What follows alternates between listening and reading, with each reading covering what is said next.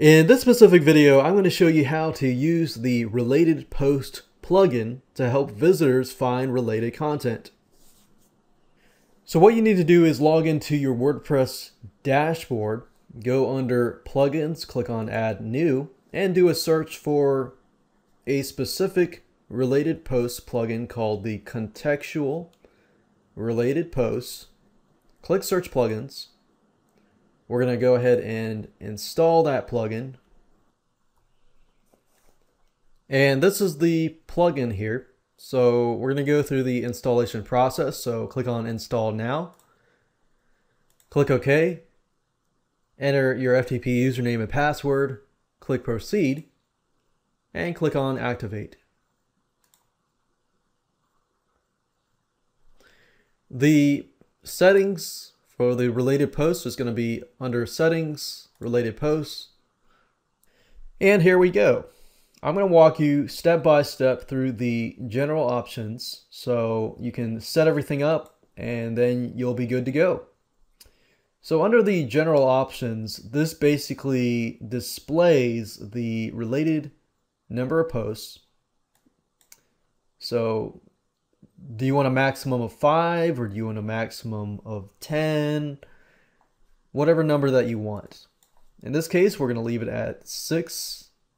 Related posts should be newer than a certain amount of days. This is customizable as well. You can do it as it is now, or you can put 2,000 days, whatever. If you want to make sure that the content is fresh, you could do something as 365 days. So it's really up to you. But I think because if your content is really good and it's not outdated, then I would not necessarily put a certain time limit. If your posts are related, let's say, for example, to the news, and you want to keep everything up to date, then you can change that. The post types just allow certain post types like posts, pages, and attachments. In this case, I'm going to leave it at post and page. It's really up to you.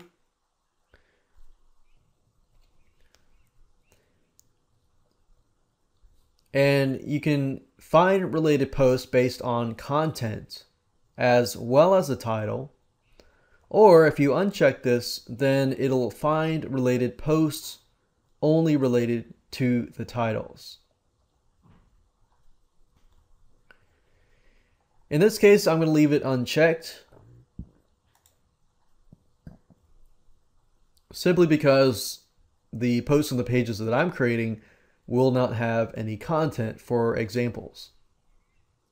You can also list the post or page IDs to exclude from the results. And the way you figure out the post or page ID is simply by going to a post, say for example posts, click on all posts, and if you click that specific post or page, you're going to see post equals a certain number. That right there is your post page ID. You can also exclude categories from the results. So in this case, simply enter the category name and that's it. You can also set it where you can add related posts to posts, pages, homepage, feeds, category archives, and this just gives you the ability to show wherever the posts are going to appear. In this case, I'm going to put posts and pages, click Save Options, and we'll move to the second tab. The second tab is the output options, basically how it's going to look. So you can change the title of the related post if you want to, or leave it as it is. When there are no posts, you can either put a blank output or display no related posts.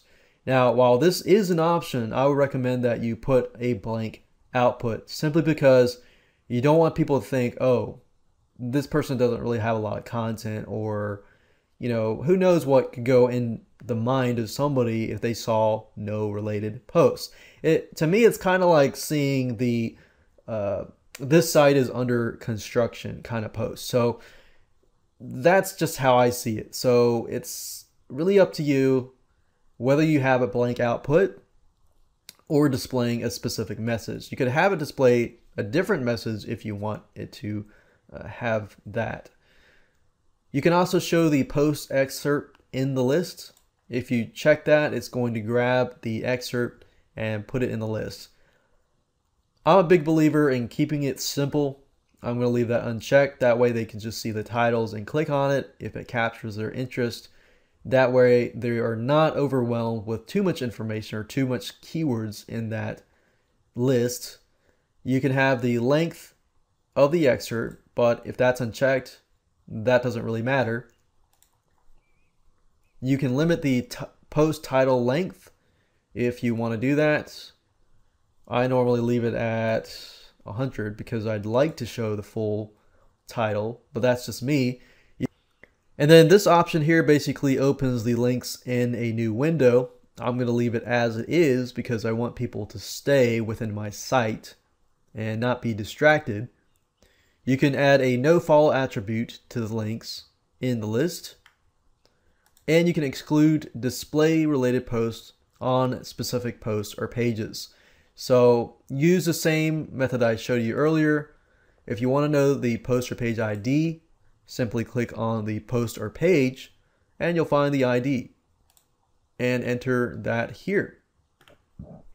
And this stuff is just for, lists, unordered lists, and things like that. I'm going to leave it as it is.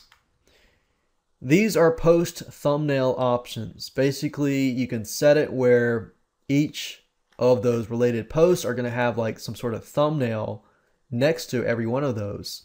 Now, it depends on your audience and who they are.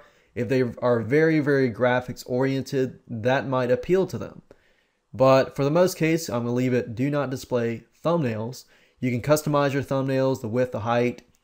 You can use Tim Thumb by checking that. You can enter the quality of the thumbnails that way, because if you have too many images, it can actually slow down your site. So you can enter the quality here.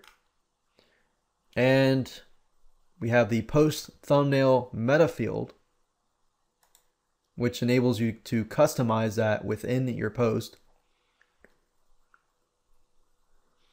And you got other information about thumbnails. Click Save Options when you're done. And feed options are basically related to your WordPress feed. So you can customize these feed options if you want to do that, displaying a certain amount. Thumbnails if you want to use thumbnails. And we're not going to leave that blank. We're going to leave that as it is. Custom styles. This is for advanced users. If you know how to tweak your CSS cascade styling sheets. In this case, we're going to leave it as is, and we're good to go. Now I want to show you the related posts plugin in action.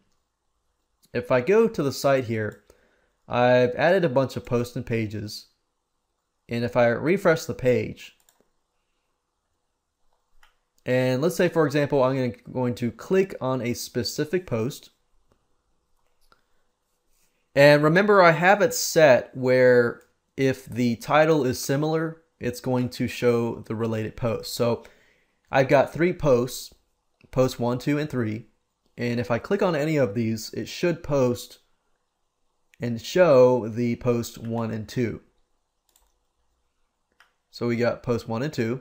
If I go back here and I click on post 2, it should display post 1 and 3. And 1 and 3. So there we go. And if I click on pages, we only have page 1 and 2. It shows page 2. And page 2 should display page 1. And we can see that it works. That way, when somebody actually comes to your site, they really are interested in the content. They love it. They want to know more. They're going to see the related posts, and they're probably going to click on that to find out more information. So that's a great way to get people to stick on your site, to interact with your site, and decrease your bounce rates and increase the stay rates. This really helps, especially with Google trying to rank your sites and trying to figure out, is your site a site that people actually go to and stay on?